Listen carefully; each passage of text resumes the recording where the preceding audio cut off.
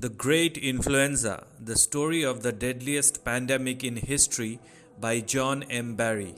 John M. Barry's The Great Influenza is a sweeping narrative about the 1918 influenza pandemic which killed an estimated 50 to 100 million people worldwide. It combines medical history, biography, social commentary, and science writing to explain how the pandemic unfolded, why it was so devastating, and what it reveals about human vulnerability to disease. The scientific revolution. Before 1918, American medicine lagged behind Europe. Many US doctors were poorly trained and medical schools were weak.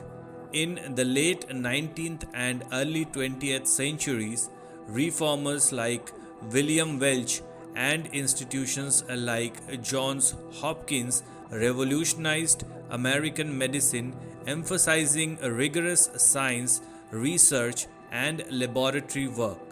This set the stage for doctors and scientists who would face the coming pandemic. The virus emerges. The influenza virus is introduced, a shape-shifting, mutating microbe that spreads rapidly and unpredictably. In early 1918, the first cases appeared in Kansas, Camp Funston, likely spreading via World War I troop movements. Initially mild, the virus mutated into a far deadlier strain by the fall of 1918. The pandemic strikes. The second wave, September-November 1918, was catastrophic. It struck young, healthy adults the hardest, often killing within days or even hours. Symptoms included high fever, severe pneumonia, and cyanosis, skin turning blue-black from lack of oxygen. Overcrowded troop ships, military camps, and cities accelerated transmission. Hospitals were overwhelmed. Doctors and nurses often fell ill themselves. Science and response. Scientists struggled to identify the cause. Many believed it was a bacterium, but it was actually a virus too small to be seen with available microscopes. Researchers like Oswald Avery and William Welch made strides in understanding immune responses, even if they could not stop the pandemic. Public health officials often downplayed the crisis, fearing panic and wanting to maintain wartime morale. Philadelphia, for example, held a massive parade that became a super spreader event. Other cities like St. Louis imposed early quarantines and fared better. Social and political impact. The war worsened the crisis. Censorship suppressed bad news. Troop movements spread infection globally, and governments failed to warn citizens. Communities were devastated.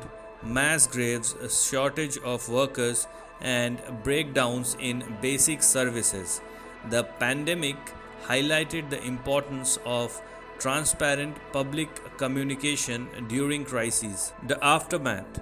By early 1919, the pandemic subsided, partly because so many had been infected and developed immunity, and partly because the virus mutated again into a less lethal form.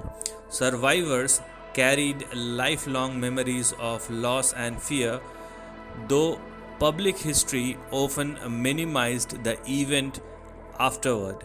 Scientific lessons. The importance of virology, the rise of modern public health, and recognition of the unpredictable power of viruses. Conclusion.